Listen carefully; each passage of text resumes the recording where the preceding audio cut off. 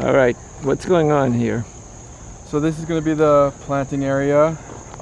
We've measured this entire meadow, excluding all the natives that you see closer to the trail, and going all the way to that property, that residential property over there. And it's roughly about 12,000 square feet, which, you know, usually means like 6,000 plugs, because you just divide it by 2. And we have about 3,000, so we're going to be able to plant half this field this fall. Hopefully in spring of next year we can follow through and plant that half. But in here we have a nice planting site.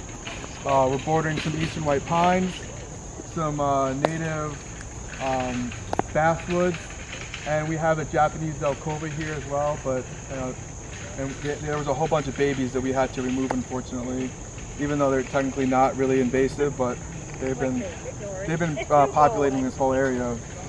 But if you look, we have all these rocks here, and a lot of people think it's like almost like an art design or some sort of like artsy project, but it does have a purpose. It does look cool, but it does have a purpose. What we're trying to do is slow down water, either when we water supplementally or when it rains, instead of just going that way into the trail and into the brook, or this way back into the forested section. It stays here and absorbs into the soil. So we give it more time to absorb into the soil. So we keep over here a little bit more saturated. Over here we have a very minimum organic matter, a lot of rocks, very silty, sandy soil. So the soil is very poor here, which is why the grasses do so well and the mugwort does so well. But we're trying to just make it a little bit better for the plants that we're going to have in here, so it's a little bit easier for them. What are you going to plant? We're planting 13 different species, 200 of each, which gets us to 2,600. Hopefully a little bit more if we get some donations. There's one more species that I would like to get. Essentially, and this is kind of like a rough layout, but back here we're going to have our red columbines. Over here behind this Norway spruce, some more red columbines.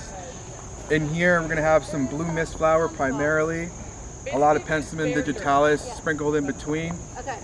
In the border between the blue mist flower and the red columbines, we're going to have a lot of bee balm, and they're also going to be intermixed as well. It's not going to be just a clear line. We like to keep it natural looking. As we progress down and we start getting more sun, we're going to switch over to horse mint, bergamot, more Penstemon digitalis, some coreopsis that we have, so species that don't get too tall, that are very drought tolerant. So we don't want species leaning on the trail. We want to kind of transition to a little bit lower, and we also want species that like full sun or drought tolerant. So we're going to keep those over here, and again it will transition into the blue mist flower over here. And then over here where this tripod is, or this kind of this center plot, we're gonna have all the mountain mint. We're gonna cluster them a lot in here. We're gonna have some liatris sprinkled in amongst them, because they, unfortunately, they are deer resistant, but the rabbits do go after them. So we're hoping to kind of disguise them amongst the mountain mint. Hopefully that'll give them a little bit of some shadow cover, hopefully.